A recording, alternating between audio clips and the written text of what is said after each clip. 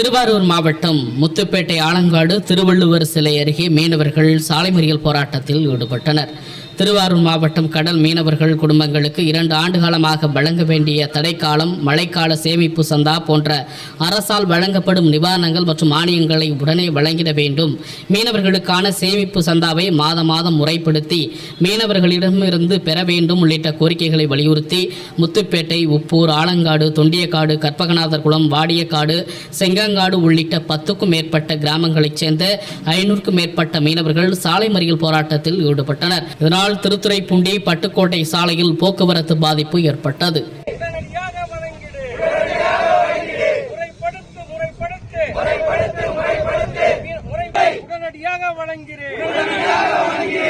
தமிழக அரசு மீன்வளத்துறையே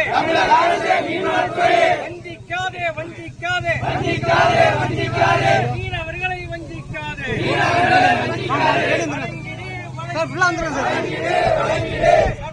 வழங்கிடு தடைக்கால நிவாரணத்தை வழங்கிடு.